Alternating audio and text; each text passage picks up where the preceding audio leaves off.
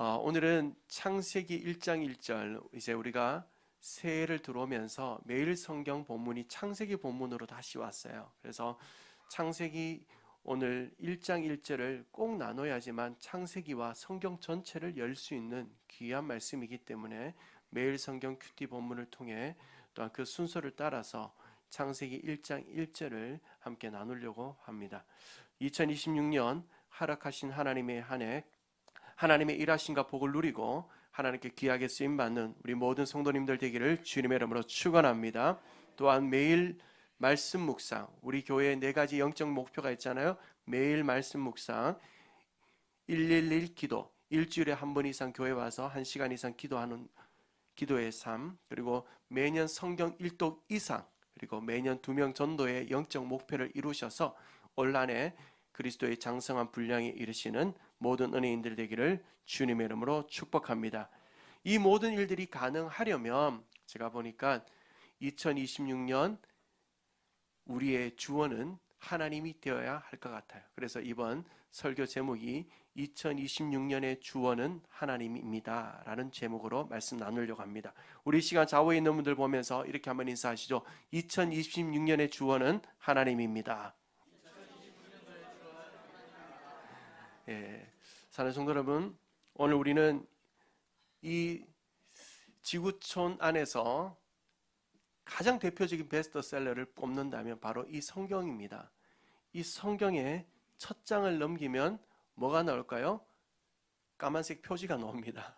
그리고 조금 더 넘기면요, 창세기 1장 1절이 나오는데, 이 창세기 1장 1절은 우리에게 이 창세기 말씀을 비롯하여 성경 전체를 믿어라, 그리고 이런 책이다 설득하거나 이 책이 하고자 하는 이야기에 대해서 우리에게 논쟁을 펼치자고 하지 않습니다. 책을 펼치는 순간 창세기 1장 1절은 우리에게 위대한 선언을 선포합니다. 어떤 선포인가 하면 바로 우리가 히브리어로 이렇게 나오죠. 히브리어를 보면 베레시트 바라 엘로힘 엣 하샤마임 베트 하레츠 라고 선포합니다. 태초에 하나님이 천지를 창조하시니라. 우리 히브리어도 같이 한번 읽어볼까요? 시작.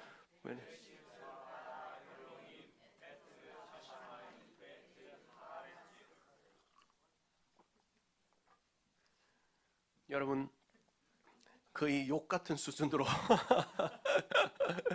하시는데, 베레시트 태초에 바라 창조하셨다. 누가? 엘로힘이 누구예요? 하나님이거든요. 엘로힘, 하나님을 얘기합니다. 하나님의 이름이 다양하다는 것을 우리가 2025년에도 말씀을 통해 나눴잖아요. 하나님, 야훼, 여호와, 엘로힘, 여호와 니시, 여호와 체바오터. 여기는 엘로힘으로 나온다면 엘로힘. 여러분, 이 창세기 1장 1절의 주어는 하나님이에요. 곧 이 말은 무엇인가 하면 이 책의 주어, 이 성경의 주어, 주인은 누구라는 거예요? 하나님이라는 거예요. 역사의 주인은 누구라는 거예요? 하나님이라는 거예요. 이 민족의 주인도 누구라는 거예요? 하나님이라는 거예요. 엘로힘. 자, 여러분, 여기에 베레시트 바라 엘로힘, 엘로힘에 대해서 우리 2025년에 말씀을 나눴는데 제 생각에는 분명히 여러분이 다 잊어버리셨겠지만 2가지는 기억할 것 같아요. 엘로힘은 엘이라는 신을 뜻하는 단어의 복수형이다 라는 거. 복수형이다. 여러 가지가 있다는 거잖아요. 복수라는 건 여러 가지가 있을 때 복수다 하잖아요. 엘로힘은 신의 복수형이다. 왜 그렇게 엘로힘을 복수형, 신의 복수형인 표현을 사용하는가? 2가지의 이유가 있다고 했습니다. 첫 번째는 엘로힘, 하나님은 삼위일체로 계신 분이다 라는 것을 엘로힘이 말씀해 주는 거예요. 삼위일체. 최근에 교회를 오신 분들은 생소하죠. 삼위일체가 뭔가? 이 시간에 다 말씀할 수 없어요. 같이 그래도 한번 해볼까요? 삼위일체. 이게 뭐냐면 세 분으로 계신데 한 분이래요. 한 분으로 계신데 세 분이래요. 이게 이해가 됩니까? 이게 사람의 말로 할 수 있는 전부거든요. 이건 이해시킬 수 있는 영역이 아닙니다. 신비의 영역이고 우리의 말의 한계, 우리의 지성의 한계, 이성의 한계로는 이것을 다 설명할 수 없습니다. 만약에 여러분이 집에 강아지를 키운다면 오늘 저녁에 가셔서 꼭 한번 이렇게 대화를 나눠보세요. 어떻게 대화를 나누냐면 강아지에게 너는 내가 왜 네 발로 걷는지 알겠니? 한번 물어봐요. 그러면 강아지님께서 이렇게 말할 겁니다. 나는 도저히 모르겠습니다. 얘기할 정답이에요. 개는 우리를 이해하지 못합니다. 왜 우리가 두 발로 걷는지. 자기가 네 발로 걸으니까 우리 이해 못해요. 그냥 받아들이는 것 뿐입니다. 이것처럼 하나님이 삼위일체로 계신 것은 우리가 그냥 받아들여야 되는 일이에요. 엘로힘, 삼위일체로 계신다. 복수요. 또 한 가지의 이유가 있다 했습니다. 뭐냐면 그것은 히브리어 문법에는 장음의 복수형이라는 문법이 있습니다.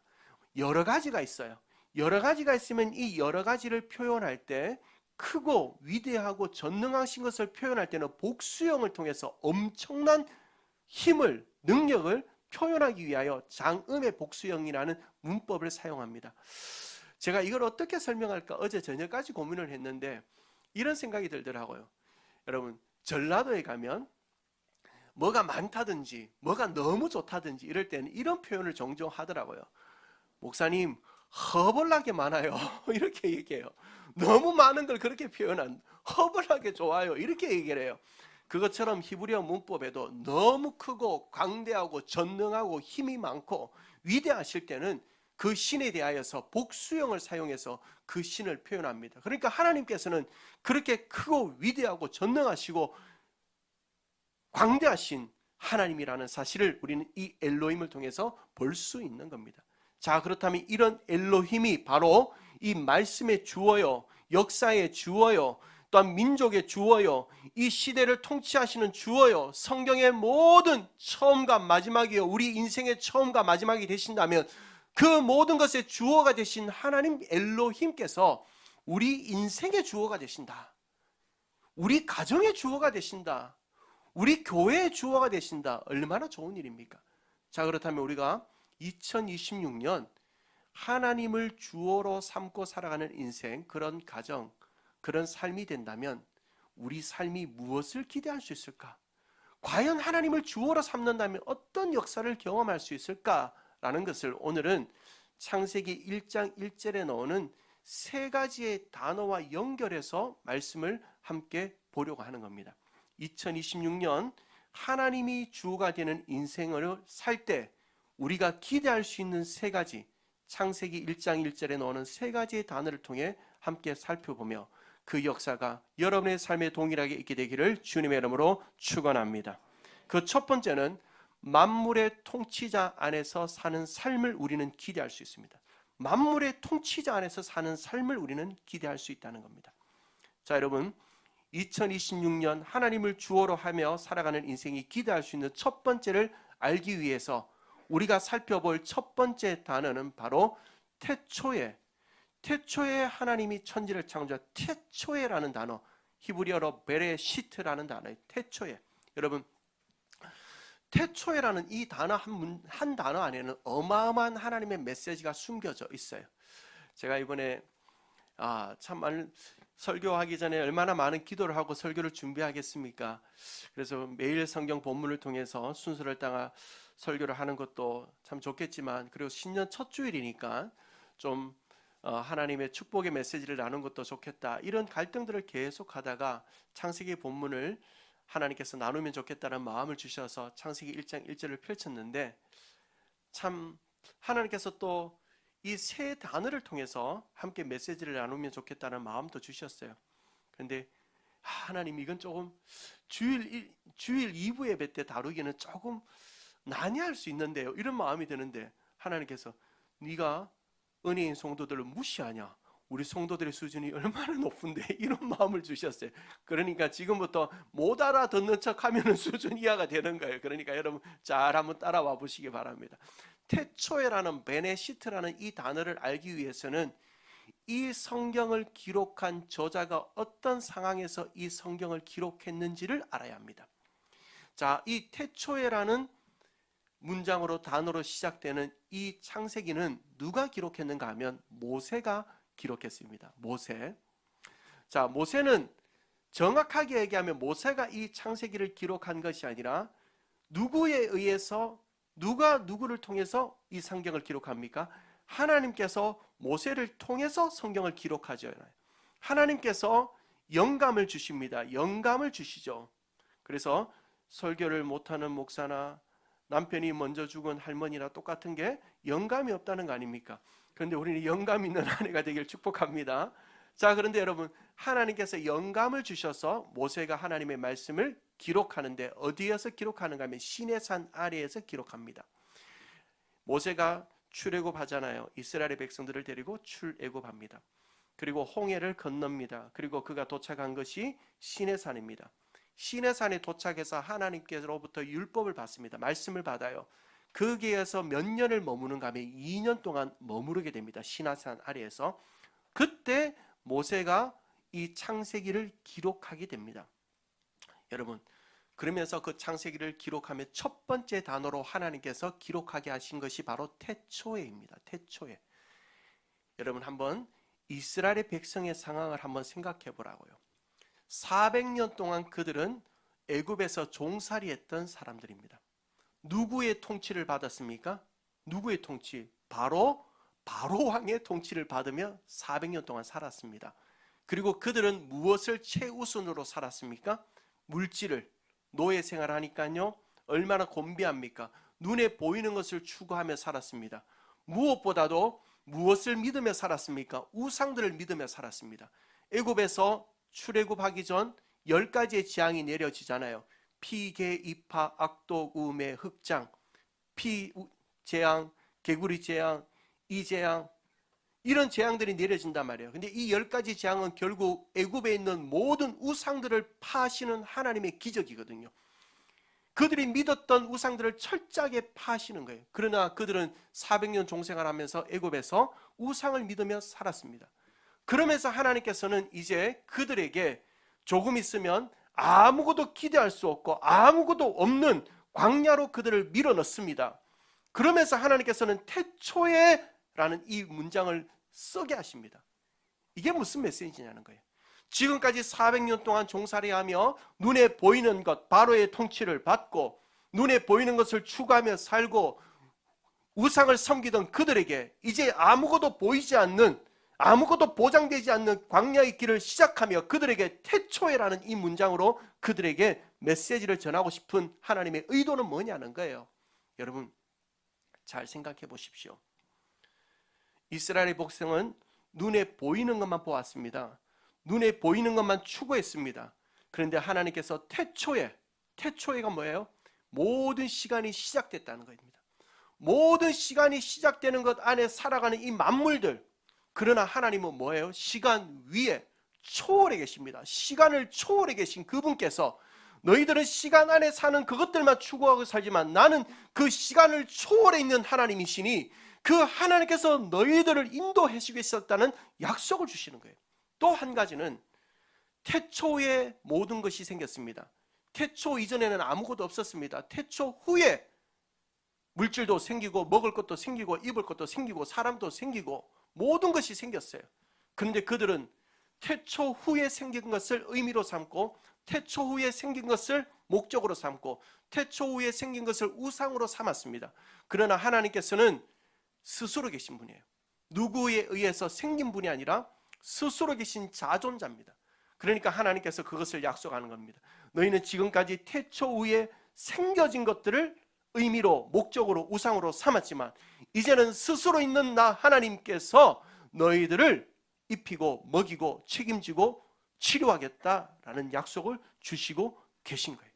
사랑하는 성도 여러분, 태초에 스스로 계신 자존자 하나님, 태초에 모든 시간을 초월해 계신 그 하나님께서 이스라엘의 백성, 지금까지는 눈에 보이는 것만, 눈에 잡히는 것만, 이 땅에 존재하는 것들만 믿고 살았던 그들에게 이제는 스스로 계시고 초월해 계신 하나님께서 너희들을 책임져 주겠다고 말씀하시는 이 메시지가 2026년을 시작하는 저와 여러분에게 주시는 하나님의 음성임을 믿게 되기를 주님의 이름으로 축원합니다.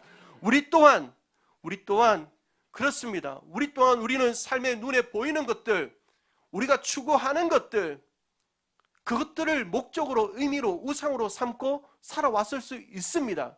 여전히 지금도 우리 마음에는 2026년 눈에 보이는 것들, 해결해야 될 문제들, 나를 도와줄 사람, 그 사람들이 우상이 되고 목적이 되고 의미가 되어 살아가려고 할 수 있습니다. 그러나 사랑하는 성도 여러분, 2026년 이 시점에서 하나님을, 엘로힘을 주어로 삼아 보십시오. 그렇다면 그 하나님께서 여러분에게 말씀하실 것입니다. 태초에 눈에 보이는 것이 아니라 너희들의 시간의 제약이 아닌 초월에 계시고 자존에 계신 하나님께서 여러분의 삶을 인도해 주시고 도와주시고 보호해 주시고 치료해 주시고 함께 해 주시고 아멘. 또 좀 해보세요. 책임져 주신 은혜를 주실 줄로 믿습니다. 그런 하나님과 함께 사시는 저와 여러분 되기를 주님의 이름으로 축원합니다. 그러할 때 저는 분명히 이 자리에는 저와 여러분이 시편 139편 7절에서 10절의 고백을 하게 하실 줄로 믿습니다. 같이 한번 고백해 봅니다. 시작. 을 떠나 어디로 가며 주의 앞에서 어디로 피하리이까? 내가 하늘에 올라갈지라도 거기 계시며 소홀에 내 자리를 펼칠지라도 거기 계시니이다. 내가 새벽 날개를 치며 바다 끝에 가서 거주할지라도 거기서도 주의 손이 나를 인도하시며 주의 오른손이 나를 붙드시리이다. 아멘. 아멘. 여러분, 오늘 혜성 형제님이 이제 잘 장성해서 초등학교 때부터 같이 다녔는데 이제 군대를 간다고 머리를 빡빡 밀었잖아요. 오늘 중간에 찬양하는 가운데 솔로도 했는데 어디 갈지라도 바다 끝에 있을지라도 군생활 가운데 있을지라도 우리 사랑하는 성도님들 어디 있을지라도 만물의 모든 것은 시간의 제약을 받고 만물의 모든 것은 공간의 제약을 받고 그러나 초월에 계신 하나님, 스스로 계신 하나님께서 여러분의 모든 순간순간마다 함께 하심으로 우리를 보호하시고 인도하시고 도우시고 책임져 주신 은혜를 주실 줄로 믿습니다. 이 은혜를 위하여 2026년 엘로힘, 하나님을 주어로, 내 인생의 주어로 삼는 저와 여러분 되기를 주님의 축원합니다. 두 번째로 우리가 기대할 수 있는 삶, 2026년 하나님을 주어로 삼을 때 우리가 기대할 수 있는 삶은 무에서 유가 시작되는 삶이라는 것입니다. 무에서 유가 시작된다라는 거예요. 자, 2026년 우리가 하나님을 주어로 삼을 때 기대할 수 있는 두 번째를 알기 위해서는 두 번째 단어, 창조라는 단어를 알 필요가 있습니다. 창조. 성경에는 창조와 관련된 네 가지의 단어가 나옵니다. 네 가지의 단어. 우리 같이 한번 읽어봅시다. 시작. 한 번 더 시작. 바라, 아사, 야차르, 바나. 이 창조라는 단어가 네 가지가 나오는데, 자, 이 네 가지의 동사에 대해서 제가 좀 얘기하려고 해요. 제가 설교를 시작할 때 말씀을 드렸죠. 이미 어렵다 이 생각하는 분들 안 계시길 바랍니다. 제가 아주 간단하게 한번 말씀드려 볼게요. 바라라는 첫 번째 단어는 조금 이따가 나누도록 하고, 아싸라는 단어는 뭐냐면 무언가 있는 것에서 또 다른 것을 만들 때 아싸라는 단어를 사용한다. 이렇게만 정의해도 괜찮을 것 같아요. 그 예를 들어보면 창세기 1장 7절을 보면 하나님이 궁창을 만들다 할 때 아싸라는 단어를 사용해요. 그러니까 하나님께서 창세기 1장 1절에서 천지를 만드셨잖아요. 하늘과 땅을 만들고 모든 공간을 만들었습니다. 거기 안에서 궁창을 만들었어요. 그러니까 있는 재료에서 무언가를 만들어낼 때는 아싸라는 단어예요. 한 가지 더 예를 들면 창세기 1장 16절을 보면 하나님이 두 큰 광명체를 만드사, 아싸하사. 그러니까 광명체도 그냥 아무것도 없는 것이 만들어진 것이 아니라 천지를 만드신 그 이후에 거기에서 광명체가 만들어지기 때문에 아싸라는 단어가 사용됩니다.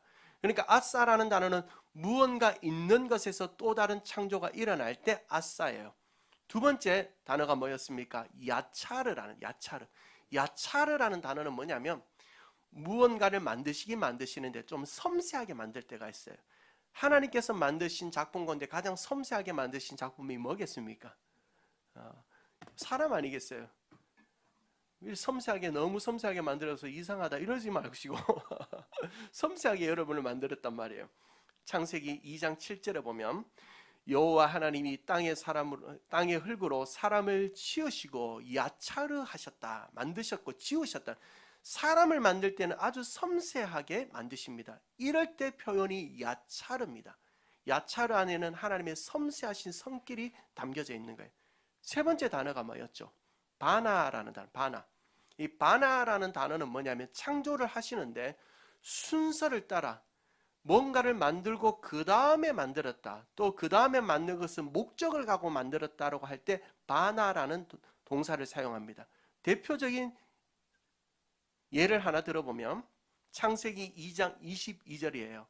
여호와 하나님이 아담에게서 남자를 먼저 만드셨잖아요. 아담을 만들고 그 갈빗대로 남자를 만든 이후에 뭘 만들었어요? 여자를 만들었단 말이에요. 순서적으로 남자를 만들고 여자를 만들었어요. 남자가 우월해서가 아니라 그 다음에 보니까 그를 아담에게 이끌어 오시니 그를 돕는 배필로 주시잖아요. 왜냐하니까 하나님께서 이렇게 남자 혼자 만들어 놓고 보니까 남자는 여자 없으면 못 살 것 같아. 그래가지고 이 불쌍한 남자를 위해서 하나님께서 목적을 가지고 여자를 만들어 주신 거예요. 이때는 바나라는 동사를 사용합니다. 자, 우리 네 가지 동사 중에 아싸는 무언가가 있는 것에서 또 다른 것을 만들 때, 야차르는 아주 섬세하게 무언가를 만들 때, 바나는 순서를 따라 목적을 가지고 만들 때 사용하는 동사라면, 우리 오늘 창세기 1장 1절에 태초에 하나님이 천지를 창조하신다 할 때 이 창조는 바라라는 단어, 바라. 이게 어떤 단어냐는 거예요. 이 바라라는 단어는 오직 하나님에게만 사용할 수 있는 단어입니다. 오직 하나님에게만. 성경에 44번 나오는데 이 단어는 사람에게 절대 사용할 수가 없습니다. 왜냐하면 이 단어는 무에서, 아무것도 없는 것에서 유를 만드실 때만 사용되는 단어예요. 사랑하는 성도 여러분, 어떤 능력을 가졌다 할지라도 아무것도 없는 무에서 유를 창조할 수 있는 사람은 없습니다. 아무리 요리를 잘해도 재료가 있어야 요리를 하죠. 아무리 건축을 잘해도 건축가라도 재료가 있어야 건축을 합니다. 무언가 재료 없이 무언가를 만들어낸다, 이거는 불가능한 일이에요. 그러니까 무에서, 아무것도 없는 것에서 유를 만드시는 유일하신 하나님께는 바라, 저 단어가 사용되는 거예요. 창조하신다. 하나님은 무에서 유를 창조하신다는 거예요. 사랑하는 성도 여러분, 이것을 우리가 오늘 이 아침에 알고 붙들어야 되는 이유가 분명합니다. 왜 하나님께서 무에서 유를 만드신다, 그 사실을 우리가 알고 붙들어야 하는가? 왜냐하면 오늘 우리 가운데는 무와 같은 상황을 경험하는 분들이 있기 때문입니다. 주머니에 아무것도 없어요. 내 삶의 모든 것이 밑바닥 나버렸어요. 무예요, 무. 철저하게 다 무너져 버렸어요. 무입니다, 무. 나를 도와줄 사람이 하나도 없어요. 무예요, 무. 내 앞길의 방법이 보이지가 않아요. 나아갈 길이 보이지가 않아요. 무입니다, 무. 내 가정의 상황이 무예요. 아무것도 보이지 않아요. 깜깜합니다. 무입니다. 아니, 심지어는 마음이 무인 사람도 있습니다.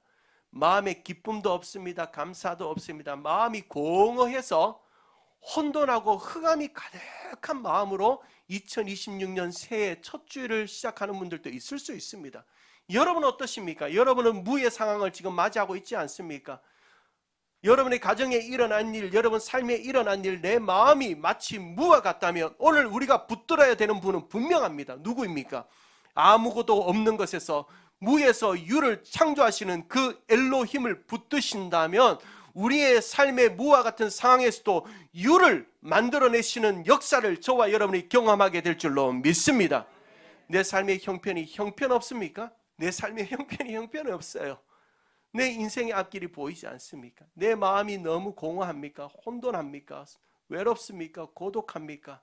내 마음도 나도 잘 모르겠습니까? 그러면 엘로힘, 바라, 무에서 유를 창조하신 그 하나님, 그 하나님을 바라보시는 저와 여러분이 되셔서 그 하나님을 붙들고 우리의 일생에 무에서 유를 창조해내시는 그 역사의 하나님을 만나시는 2026년 되기를 주님의 이름으로 축원합니다. 마지막 세 번째, 우리가 기대할 수 있는 2026년 하나님을 주어로 삼는 우리들이 기대할 수 있는 마지막 세 번째는 주어진 공간을 채워가는 삶을 우리는 기대할 수 있습니다. 이 세 번째 메시지를 나누기 위하여 우리가 함께 살펴볼 세 번째 단어는 천지입니다. 천지. 태초에 하나님이 무엇을 창조하셨습니까? 천지를 창조하시니라. 천지입니다. 천지. 자, 이 천지라는 단어를 단순히 하늘과 땅으로만 보는 것은 너무 편협합니다. 하늘과 땅으로만 보는 것이 아니라 이 땅에 존재하는 모든 만물들이 있을 수 있는 공간으로 해석하는 것이 좋다고 생각합니다. 이 땅에 존재하는 형체를 가지고 있는 사람을 포함한 모든 존재들, 만물들이 존재할 수 있는 공간으로 천지를 해석해야 합니다. 그러면 이 공간 안에 하나님께서는 특별한 존재를 심어두십니다. 이 공간을 만드시고 이 공간 안에 하나님의 형상이 드러날 수 있도록 이 공간을 정복하고 다스리는, 그 안에서 충만할 수 있도록 하기 위한 존재를 심어두시는데, 그 존재가 누군가 하면 바로 이 자리에 있는 저와 여러분입니다. 창세기 1장 26절과 27절 말씀을, 27절 28절 말씀을 같이 한번 읽어보겠습니다. 시작. 하나님이 자기 형상 곧 하나님의 형상대로 사람을 창조하시되 남자와 여자를 창조하시고 하나님이 그들에게 복을 주시며 하나님이 그들에게 이르시되 생육하고 번성하여 땅에 충만하라. 땅을 정복하라.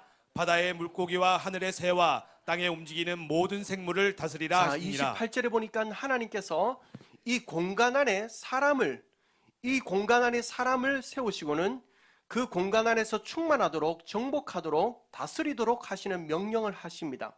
근데 이 명령을 하시기 전에 27절에 인간에게는, 사람에게는 특별한 한 가지를 주시는데 뭐냐면 하나님의 형상을 그 속에 심어두십니다. 자, 사랑하는 성도 여러분, 잘 보십시오. 하나님께서는 공간을 만드시고 이 공간 안에 사람을 두셔서 그 공간을 정복하고 다스리고 충만하도록 하시는데, 무엇으로 다스리고 무엇으로 충만하고 무엇으로 정복하도록 하시는가 하면 바로 하나님의 형상을 주심으로, 그 형상이 이 공간 안에 충만하도록 하는 삶을 우리에게 부탁하시고 명령하셨다는 겁니다. 조금 더 우리가 이 부분을 쉽게 이해한다면 이런 거예요.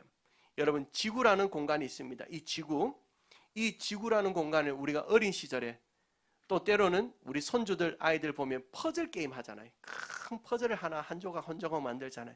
이 지구 전체가 한 퍼즐이라고 생각한다면 그 퍼즐의 조각 피스는 한 몇 피스가 될까요? 몇억 개의 피스가 안 되겠습니까? 그 몇억 개의 피스를 쫙 완성해야지만 지구라는 한 퍼즐이 완성되는 겁니다. 한 그림이 완성되는 겁니다. 그런데 그 안에 한 퍼즐만 빠져도 뭐가 돼요? 완성이 안 됩니다. 그렇잖아요. 그 한 퍼즐만 없어도 완성이 안 되는 거예요. 그런데 그 한 퍼즐이 누구라는 거예요? 이 자리에 있는 저와 여러분이라는 거예요. 우리 위대한 존재잖아요.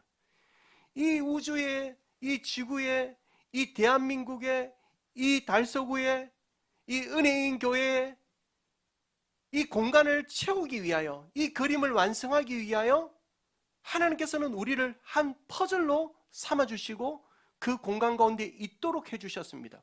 그런데 그 자리에서 무엇을 하도록 있도록 해주셨는가 하면 하나님의 형상을 드러낼 수 있도록 사명을 주시고 그 공간을 채워가도록 하시는 거예요. 인자하시고 자비하시고 긍휼이 많으시고 우리를 사랑해 주시고 우리를 품어주시고 우리를 배려해 주시는 그 인격의 하나님의 형상을 드러내도록 그 많은 퍼즐 중에 한 퍼즐로 나를 삼아주셔서 우리를 그 공간 속에 심어 두셨다면, 사랑하는 성도 여러분, 내게 주어진 공간, 먼저는 내 마음의 공간, 내 가정의 공간, 내 직장의 공간, 내 교회의 공간, 그 공간을 하나님으로 채우지 못하고 각종 더럽고 냄새나고 악한 것들로 채워서야 되겠냐는 거예요.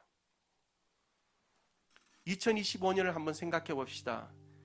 여러분은 지금까지 여러분이 허락하신 공간들이 있었어요. 교회라는 공간, 또한 사명의 공간, 무엇보다도 가정의 공간, 직장의 공간, 또한 내 영혼의 공간을 무엇으로 채우며 살아오셨습니까? 그 공간 속에서 하나님의 형상이 드러나는 삶을 살아오셨습니까? 철학자 파스칼이라는 철학자가 중요한 말을 하나 하죠. 뭐냐면 인간은 신과 동물 사이에서 산다. 신과 동물 사이에 있는 존재가 바로 인간이다라는 말을 해요. 그러니까 이 말이 뭐냐면 인간이 인간다울 수 있는 것은 동물과 같은 본능을 따라 살 때 인간다워지는 것이 아니라, 인간이 인간다울 수 있는 것은 그 동물의 본능을 부인하며 하나님을 닮은 존재로서 살아가려고 할 때만 인간이 될 수 있다는 거예요. 그런 의미에서 본다면 저와 여러분은 지금까지 우리에게 주어진 공간을, 가정의 공간을, 삶의 공간을, 직장의 공간을, 내 마음의 공간을, 우리 교회의 공간을 동물과 같이 살아서 동물의 왕국으로 만들고 계십니까? 아니면 하나님의 형상이 가득한 공간으로 만들어서 내 가정이, 내 삶이, 내 마음이 천국과 같은 공간으로 만들어가고 계십니까? 그러나 우리가 붙들어야 되는 말씀이 있습니다. 2026년을 시작하며 이전 것은 지나갔으니 보라 새 것이 되었도다. 지금까지 어떤 공간으로 여러분의 삶의 공간을 만들어 왔든 그 공간에 대하여 후회하거나 낙심하지 말고 이제부터라도 내게 주어진 공간을 천국의 공간으로 만들어 가시는 하나님의 사람들 다 될 수 있게 되기를 주님의 이름으로 축원합니다. 저는 우리 혜성 형제님도 군대라는 그 공간을 동물의 왕국이 아닌 천국으로 만들어 가시는 은혜가 있게 되기를 주님 축복합니다. 사랑하는 성도 여러분, 지금까지 여러분의 삶의 주인은 누구였습니까? 이 말이 어렵나요? 삶의 주인이 누구냐? 그럼 이렇게 생각하면 돼요. 내 삶에서 가장 우선시되었던 것, 가장 중요했던 것 무엇이었느냐 생각해 보면 돼요. 내 삶에서 가장 우선시되었던 것, 가장 중요했던 것, 저는 2026년 오늘부터 엘로힘, 그 하나님이 될 수 있게 되기를 주님의 이름으로 축원합니다. 그 하나님을 우선으로 하고, 그 하나님으로 생각하고, 그 하나님으로 계획하고, 그 하나님으로 움직이는 삶을 사시면 2026년 이 안에 만물의 통치자이신 하나님의 보호와 인도와 사랑 안에 우리는 살아갈 것입니다. 그 하나님을 주어로 삼고 산다면 무에서 유가 시작되는 역사를 경험하게 될 것입니다. 그 하나님을 주인으로 삼고 산다면 나를 통하여 내게 주어진 공간이 천국이 되는 놀라운 기쁨과 역사를 맛보게 될 줄로 믿습니다. 이런 역사를 여러분 믿으십니까? 이런 역사를 사모하십니까? 그렇다면 2026년 여러분의 주원은 하나님입니다. 같이 찬양 드립시다.